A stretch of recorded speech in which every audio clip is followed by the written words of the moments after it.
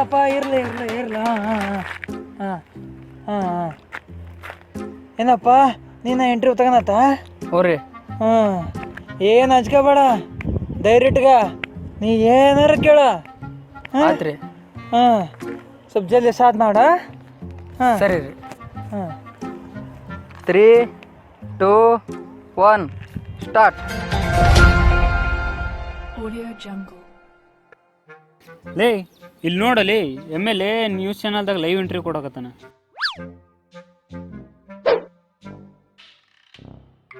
Sir, ಬಡ್ರ ಮನೆ ಕಟ್ಟಕ್ಕೆ 100 ಕೋಟಿ ಬಿಡುಗಡೆ ಮಾಡಿದ್ರಲ್ರಿ, ಏನಾಯ್ತು? ಏನಾಯ್ತಂದ್ರ ಮಂದಿಗೆ ಖರ್ಚು ಮಾಡೀವ್ರಿ. ಅದು 30 ಕೋಟಿಯಾಗ ಮನೆ ಕಟ್ಟಿವ್ರಿ. ಮತ್ತು ಅದು ಮನೆ ಕಟ್ಸಿದ್ದು ಎಲ್ಲರಿಗೆ ಗೊತ್ತಾಗ್ಬೇಕಲ್ಲ. ಅದಕ್ಕೆ ಟಿವ್ಯಾಗ, ಪೇಪರ್ನಾಗ, ಬ್ಯಾನರ್ನಾಗೆಲ್ಲ ಹಾಕ್ಸಕ 60 ಕೋಟಿ ಖರ್ಚಾತ್ರಿ. ಮತ್ತು ಉಳ್ದ 10 ಕೋಟಿ ನಮ್ಮ ಕಮಿಷನ್ ಎಲ್ಲ ಆತಿಲ್ಲ. ಹ್ಞೂ ಅಂದ್ರೆ ಕೆಲಸ ಮಾಡಕ್ಕೆ ಖರ್ಚು ಮಾಡಿದ್ದಿಷ್ಟು, ಕೆಲಸ ಮಾಡೀವಿ ಅಂತ ಜನರಿಗೆ ತಿಳ್ಸೋಕೆ ಖರ್ಚು ಮಾಡಿದ್ದಿಷ್ಟು.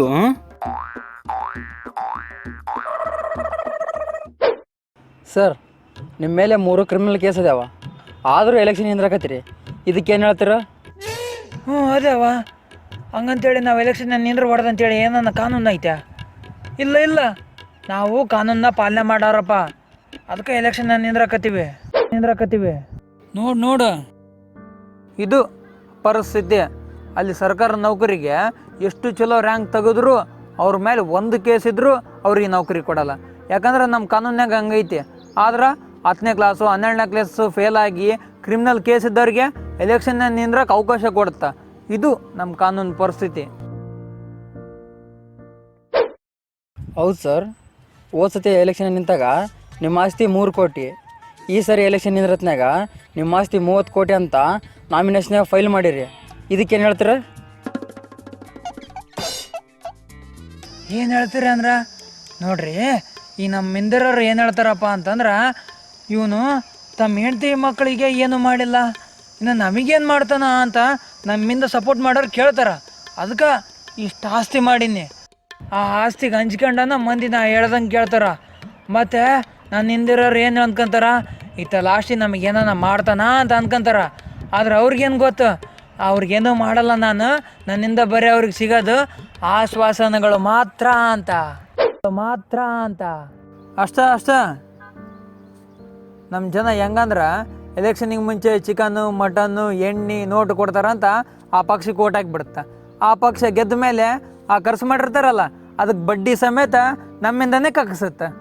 ಅದನ್ನು ನೋಡಿ ಜನ ಎಂಥವನಿಗೆ ಓಟ್ ಹಾಕಿದೀವಪ್ಪ ಅಂತ 5 ವರ್ಷ ಬೈಕ್ಯಂತ ಗುಳ್ಳಾಡ್ಕ್ಯಂತ ಮತ್ತೆ ಎಲೆಕ್ಷನ್ ಬಂದಮೇಲೆ ಇದೇ ರಿಪೀಟ್ ಮಾಡ್ತಾರೆ. ಸರ್, ಈ ಸರಿ ಎಲೆಕ್ಷನ್ ನೀವು ಗೆದ್ರ ಏನು ಮಾಡ್ತೀರಿ ಹೇಳ್ರಿ? ಎಲ್ಲ ಪ್ರಚಾರದಾಗ ಹೇಳಿವಲ್ರಿ, ನೀವು ನಮ್ಮನ್ನ ಈ ಸಲ ಗೆಲ್ಲಿಸ್ರಿ, ಅವನ್ನೆಲ್ಲ ನಿಮಗೆ ಫ್ರೀಯಾಗಿ ಕೊಡ್ತವು. ಹ್ಞೂ ಕೊಡ್ತಾರ.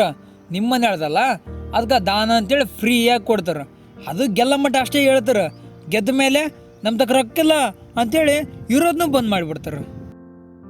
ನಾಳೆ ಎಲೆಕ್ಷನ್ ಮುಗಿದ್ಮೇಲೆ ಅವ್ರು ಕೊಟ್ಟಿರೋ ನೋಟು ಖಾಲಿ ಆಗ್ತಾವ, ಅವ್ರು ಕೊಡಿಸಿರೋ ಎಣ್ಣೆ ನಶನೂ ಇಳಿದೋಗುತ್ತೆ, ಮತ್ತು ಅವ್ರು ಕೊಡಿಸಿರೋ ಸಾಮಾನು ಹಾಳಾಗುತ್ತೆ. ಆಮೇಲೆ ಏನು ಮಾಡ್ತಾರೆ? ಹೋಗಿ ಬೇಡ್ತಾರೆ. ಇವತ್ತು ಮಂದಿ ಬೇಡ್ತಾರೆ, ನಾಳೆ ಮಂದಿ ಮಕ್ಕಳು ಬೇಡ್ತಾರೆ. ಆದ್ರೆ ಇವ್ರ ಮಕ್ಕಳು ದರ್ಬಾರ್ ಮಾಡ್ಕೊಂತ ಊರು ಆಳ್ತಾರೆ ಅಷ್ಟ. ಅದಕ್ಕೆ ಆರ್ಸತ್ನಾಗ ಸ್ವಲ್ಪ ಚಲೋ ನೋಡಿ ಆರಿಸ್ಬೇಕು, ಅವಾಗ ಉದ್ಧಾರ ಆಗದ. ಸರ್, ನೀವು ಇಷ್ಟೆಲ್ಲ ಮಾಡ್ತಾರಲ್ಲ, ನಿಮಗೆ ಅಂಜಿಕೆ ಬರಲ್ವಾ?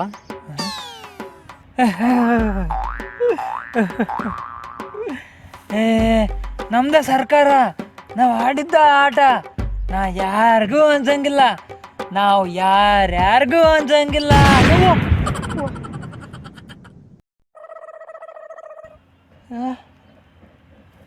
ಯಾವ ಬಾಣ ಹೊಡೆದದ್ದು ಹಿಡ್ಕೊಂಬರ್ಲಿ ಅವ್ರನ್ನ.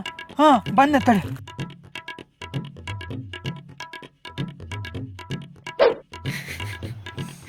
ಇದನ್ನೆಲ್ಲ ನೋಡಿದ್ಮೇಲೆ ಓಟ್ ಹಾಕೋದೇ ಬೇಡ ಅನ್ಸುತ್ತ. ಇಲ್ಲಿ ತಿಳಿದವ್ರು ಹಿಂದೇಟ್ ಹಾಕೋದಕ್ಕ, ಅಲ್ಲಿ ತಿಳಿಲಾರ್ದವ್ರು ತಮ್ಮ ತಿಳಿದಂಗೆ ದರ್ಬಾರ್ ಮಾಡ್ಕೊಂತ ಕುಂತಾರ. ಹಂಗಂದ್ರೆ ಯಾರಿಗೆ ಓಟ್ ಹಾಕ್ಬೇಕು? ಅದು ನಿಮಗೆ ಗೊತ್ತಿರ್ಬೇಕು. ನೀವು ಯಾರಿಗೆ ಓಟ್ ಹಾಕ್ತಾರೋ ಅವ್ರು ಏನು ಕಾಲಲ್ಲಿ ಓಡಾಡಕತ್ತಿರೋ ಇಲ್ಲ ಕಾರಲ್ಲಿ ಓಡಾಡಕತ್ತಿರೋ ಅಂತ ನೋಡ್ಬೇಕು. ಯಾಕಂದ್ರೆ ಕಾಲಲ್ಲಿ ಓಡಾಡೋನ್ಗೆ ಕಷ್ಟ ಗೊತ್ತಿರ್ತ, ಕಾರಲ್ಲಿ ಓಡಾಡೋನ್ಗೆ ಕಷ್ಟ ಕಂಡ್ರು ಕೈ ಮಾಡ್ಕೊಂಡು ಹೋಗ್ಬಿಡ್ತಾನೆ. ಅಂದ್ರೆ ಅವ್ರಿಗೆ ಕಾರ್ ಬಿಟ್ಟು ಕಾಲಿಂದ ಅಡ್ಡಾಡ್ಬೇಕಾ?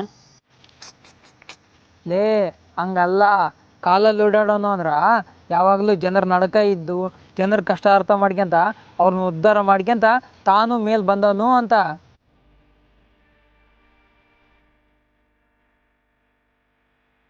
ಮತ್ತೆ ಅಂಥವ್ರು ಯಾರು ಸಿಗ್ಲಿಲ್ಲ ಅಂದ್ರೆ? ಅಂಥವ್ರು ಯಾರು ನಿಮ್ಮ ಊರ ನೆಟ್ಟಗಿರೋರು ಸಿಕ್ಕಿಲ್ಲ ಅಂದ್ರೆ ಆ ಓಟ್ ಮಾಡೋ ಮಿಷನ್ನಾಗ ಲಾಸ್ಟಿಗೆ ಒಂದು ಆಪ್ಷನ್ ಇರುತ್ತೆ, ನನ್ ಆಫ್ ದಿ ಅಬೌವ್ ನೋಟ ಅಂದ್ರೆ ಮೇಲಿನ ಯಾವೂ ಅಲ್ಲ ಅಂತ. ಆ ಆಪ್ಷನ್ಗೆ ಹಾಕ್ಬಿಡು. ಯಾಕಂದ್ರೆ ನಾಲ್ಕರು ಓಟ್ ಹಾಕಿ ಆಮೇಲೆ ಗೋಳಾಡೋ ಬದಲು ನೋಟಕ್ಕೆ ಓಟ್ ಹಾಕೋದ ಬೆಸ್ಟ್.